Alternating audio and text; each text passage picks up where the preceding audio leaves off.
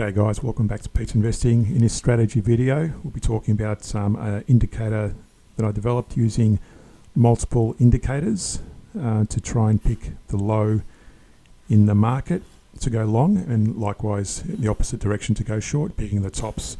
Combining that with divergence, I'll show you how to more confidently pick divergence in alignment with this indicator.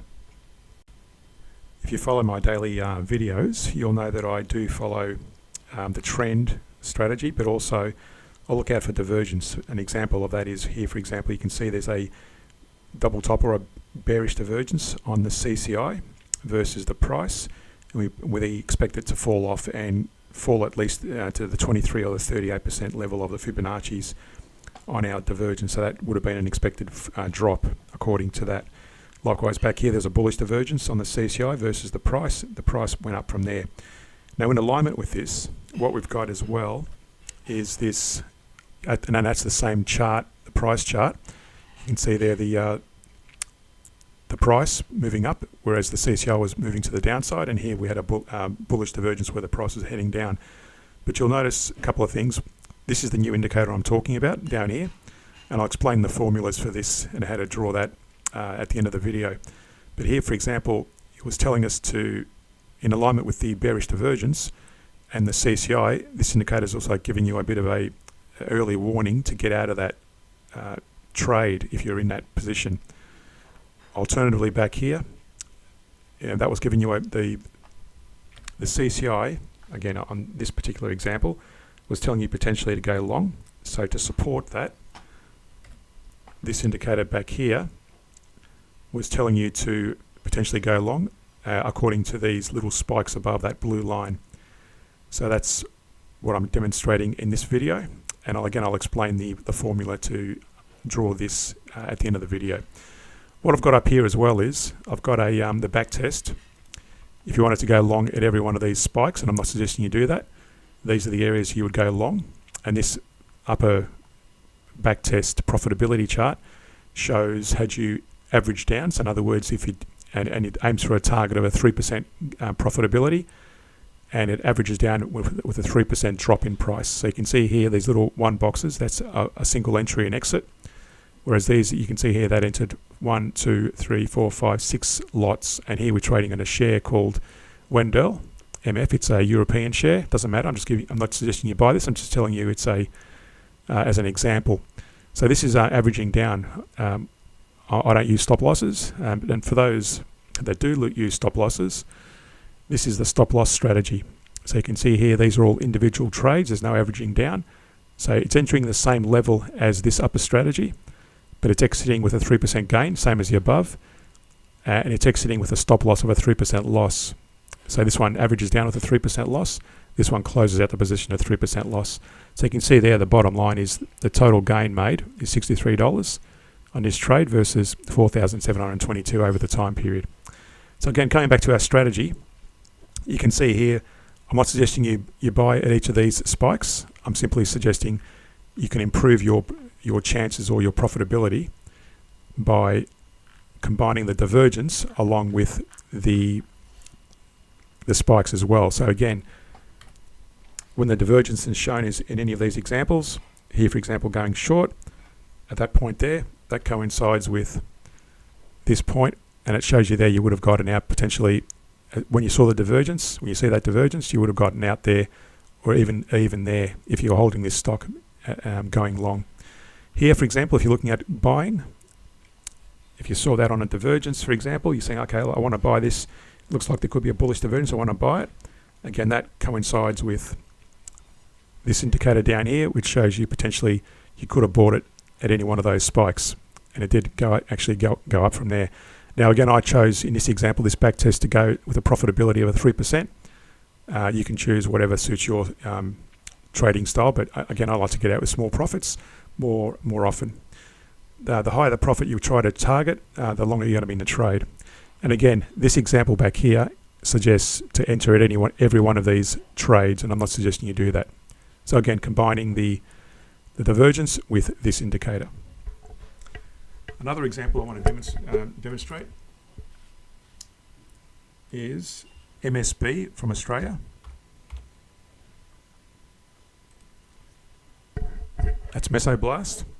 So again, you can see here there's a bullish divergence versus the price, and here you can see that when I jump to the other chart, that aligns with this point here with that little indicator showing a bullish indicator, a bullish signal, and that's where you would have gone long.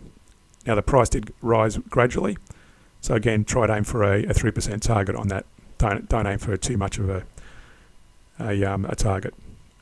And again, going back to another bullish divergence back here, you can see the CCI was going up versus the price. Now this one failed. I've got a cross there because it probably failed, because here we expect the price to rise. So these divergences don't always work. So just a warning. These are not 100%. Nothing is 100% in trading, especially. So anyone that promises you 100% in guarantees, just be wary of that promise. So that wasn't really met, even though, going back to the chart here, it did show a potential buy opportunity with this indicator. But you can see there, that probably didn't make a 3% gain. It did go up slightly. If you go back to that other chart, it did go up slightly, but probably not enough to warrant getting out. You want to see it, again, if I was going to trade this and buy it, I'd want to make sure the profitability hit at least the closest Fibonacci level. So I'd probably bring it to that level there, the highest point before the divergence started. You can see there, that's a 23% level, and it didn't hit the 23% level. And typically I choose that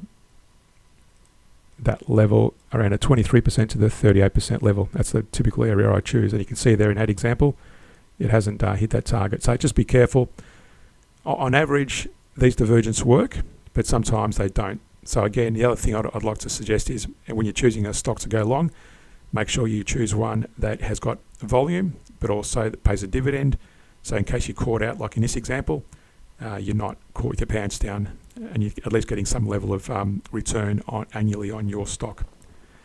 So again, just want to give you that as a quick demo for a couple of stocks in the market, demonstrating this indicator.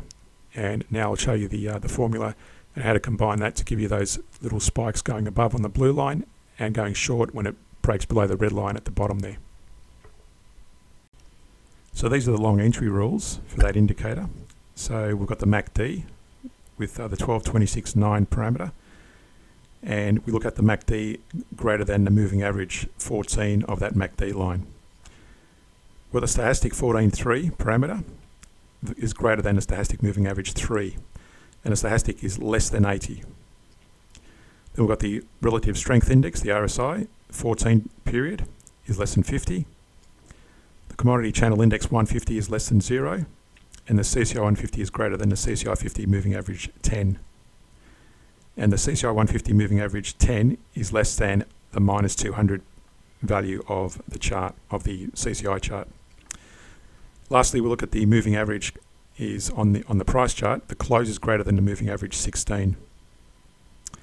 And in terms of targeting on the daily time frame for trading stocks, I use a 3% target price with a 3% decline if you're using an average down or a stop loss.